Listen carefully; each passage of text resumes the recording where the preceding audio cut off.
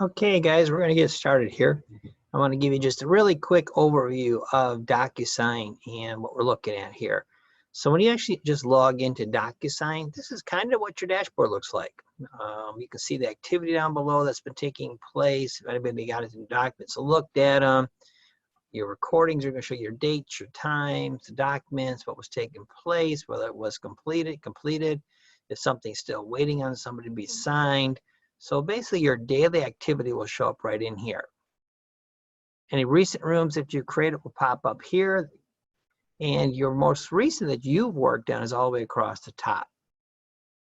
So what we're looking at first and foremost here is I want to talk to you a little bit about just the general flow of DocuSign and the setup portion of it.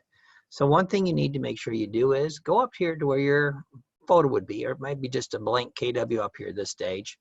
But then bring it in here and look at your manage profile. You're going to want to go in here and get everything set up because this is what's going to feed your documents in the future as you move out. So under the profile, you can add your picture in there.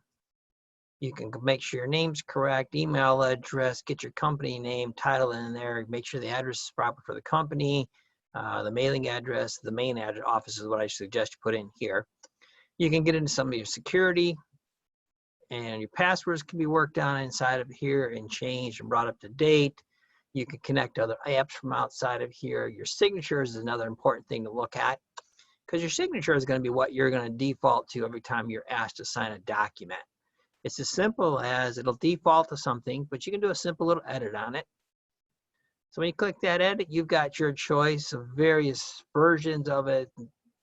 Again, this is not as critical as what we try to make it believe sometimes, but if you can find something that looks relatively close to your signature, I would go with that. There's no sense in trying to draw something special or do a fancy upload. Remember, with electronic signatures, it's not how your signature looks, it's about the authenticity and the certificates that are generated with it and the procedure and the process. So with that, pick the signature you're looking for, do a quick save on that, and that's what you got going on. Now, it's like anything with inside of DocuSign. When you first go into it, it'll ask you to confirm your signature. If you're not working with a default signature as we have here, your clients will have the same thing. They can pick and choose the signature they want to work with. They can try to draw it with their mouse. They can do various forms. But again, just tell them to go with something. Again, it's about this documentation number here and the certificates we can generate along with it that make it really happen. So that's that portion of it here. So with that, let's bounce back to DocuSign in general, and we'll go back to the main structure and get ourselves all set up.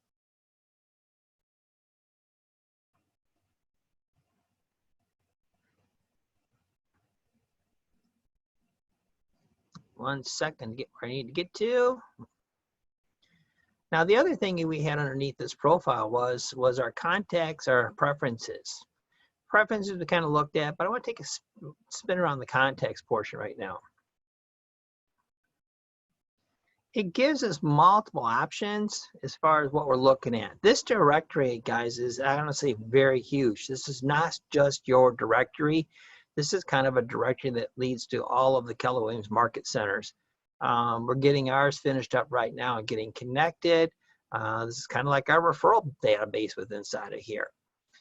We can filter this based upon an individual's name, last names, office location.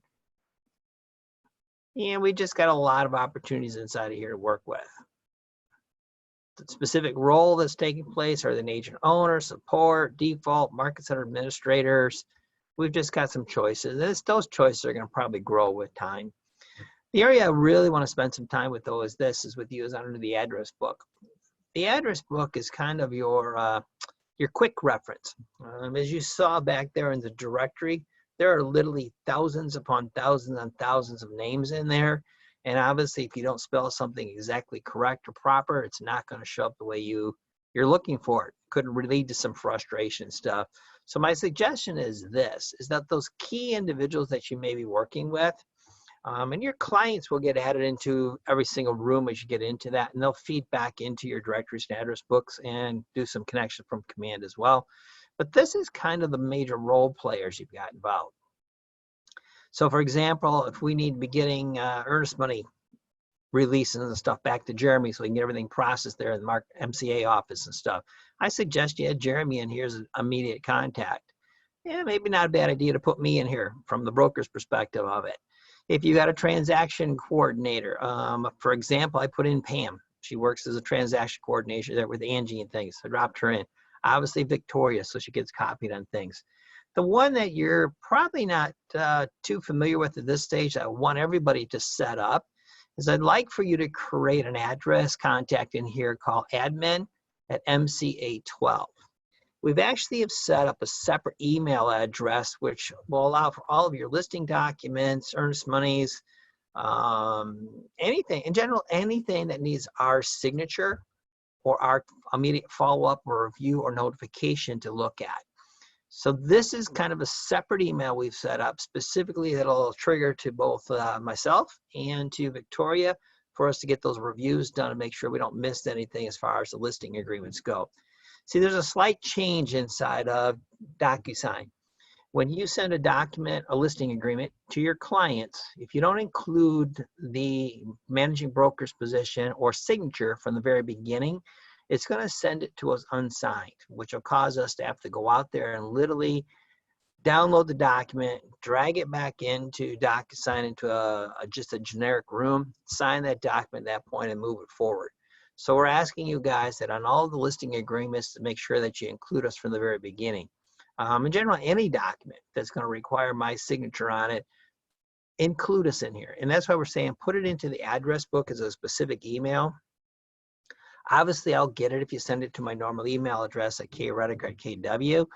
This is just kind of a filtering file we've designed and created for the compliance aspect of it and to kind of make sure things don't just get dropped into the massive emails we deal with on a regular basis and don't put any delays on it. So we'll be looking at that email address on a very consistent, regular basis. So set up an admin, MC812 in your contacts.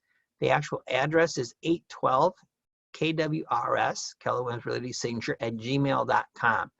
Just drop in the normal office phone number and everything should be good to go. And obviously when you put these in, you can do some real quick, simple editing on it as well. So for example, somehow we forgot to get the 8 in there on the phone number. So it just shows you how easy you can get things taken care of in there. Let's make this look right. And we can just save it. So again, we fixed the phone number on that one just for an example to show you how easy it is to go to that edit stage or to literally create somebody brand new. So we'll close that down. And when we did that adding portion, we just went right here initially to add a contact. Real simple. Just do admin, MC812. The email address was 812 KWRS@gmail.com. And you'll be all set up. All right, guys. So thanks on that.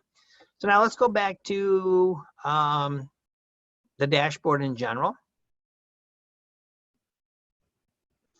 So now inside the dashboard, you've got the ability to get to the rooms. Rooms is very similar inside of loop is what we refer to as the loops. So instead of the terminology of loops, we're now going to be using the terminology of a room.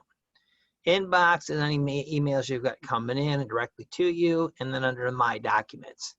My Documents is basically, for reference purposes, of what used to be referred to as the templates. You have the same ability in here to upload documents on your own.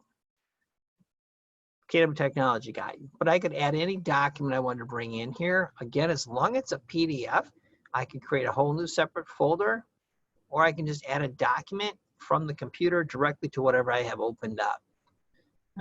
So any PDF form in here that we want to get into or bring into the file,